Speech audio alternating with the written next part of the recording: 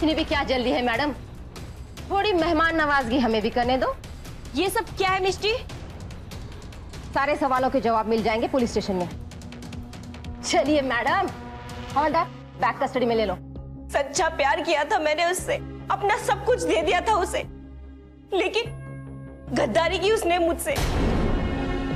शादी के एक दिन पहले भी वो मेरे साथ मेरे घर में था, लेकिन अगले दिन जब विप्लव का कॉल आया तब मुझे पता चला कि सुजोय ने शादी कर ली। मुझे यकीन नहीं हुआ, इसलिए मैंने सुजोय को बार बार कॉल किया। रहती के ऑफिस से फोन आ रहा है। मतलब वो कॉल तुम्हारा था? हाँ, लेकिन सुजोय ने तुमसे झूठ बोला कि ऑफिस से कॉल है। फिर क्या हुआ? फिर शाम को सुजोय मुझसे मिलने आया। तुमने क्यों इतना बड़ा धोखा दिया मुझे सुजोय? बोलो, आखिर क्या कमी रह गई थी मेरे प्यार में जो मुझे छोड़ के उस लड़की से शादी कर ली तुमने?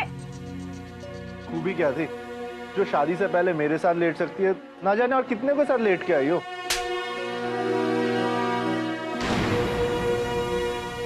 घिन आती है मुझे तुमसे, और उससे भी ज्यादा अपने आप पर, क्योंकि मैंने तुझ जैसे कमीने इंसान पर भरोसा किया।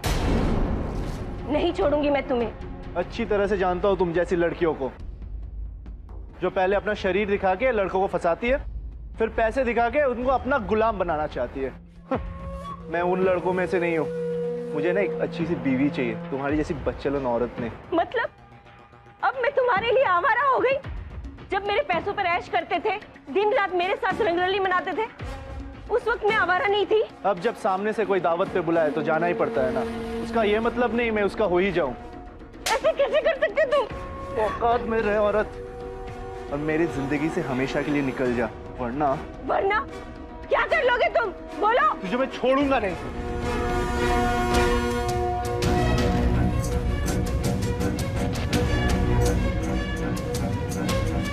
इससे पहले तुम ये दुनिया छोड़ दोगे।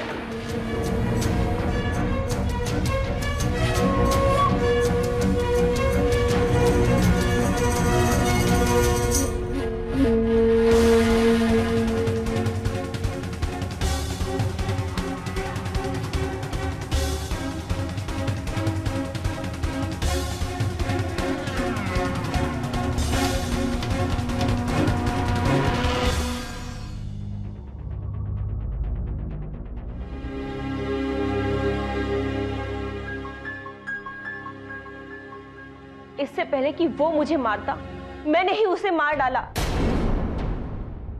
तुम गन अपने साथ लेके गई थी? हाँ, सोचा था खुद को मार लूंगी, पर क्या पता था कि उससे सुजोय की मौत होगी। पर मैं करती भी क्या, मजबूर थी।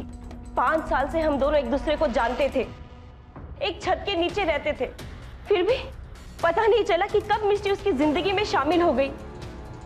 उसने मुझे ही नहीं बल्कि मिष्टी को भी धोखा दिया।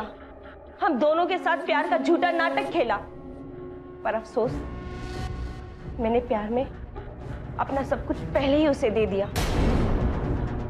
जिसकी वजह थी सच्चा प्यार, विश्वास और मेरी बूढ़ी मां, जिसकी जिम्मेदारी मेरे कंधों पर है।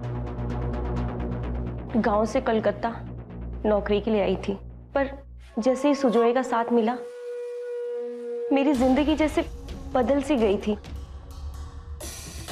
सोचा था उससे शादी कर लूंगी तो मेरे जीवन में और खुशियां आ जाएगी। बहुत चालाक था सुजोय, उसे पता था कि मिष्टी मेरी तरह बेवकूफ नहीं है, और फिर उसकी फैमिली भी स्ट्रांग थी, इसलिए वो चाहकर भी मिष्टी को धोखा नहीं दे पाया। लेकिन इंस्पेक्टर, मैं बहुत अच्छी तरह से जानती हूँ, जो इंसान पैसों के लिए अपना घर, अपनी माँ, सबको छोड़ दे, वो मिष्टी को भी एक न एक दिन जरूर छोड़ देता। लेकिन ये सब करके तुम्हें मिला क्या? अच्छी खासी अपनी जिंदगी बर्बाद कर ली तुमने। और सुजय ने भी ठीक नहीं किया, वो भी गलत था, लेकिन बाकी तुम्हें कंप्लेंट करना चाहिए था। कौन सुनता? तुम्हारी हालत मैं समझ सकती हूँ बाकी, लेकिन अब तुम ये किए की सजा उससे नहीं बच पाओगे। सजा तो तुम्हें मिलकर ही रहेगी। हवलदार, इन्हें ले चलो।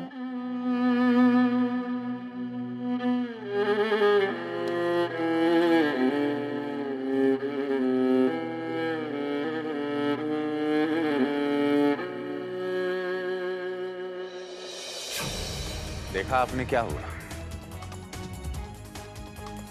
मिस्टी तो परेशान थी अपने पति के बारे में कि उसकी हत्या किसने की। पुलिस के साथ अपनी बुद्धि लगा के, अपनी जांबाजी लगा के, सचेत होके उसने आखिरकार पाखी को पकड़वा लिया।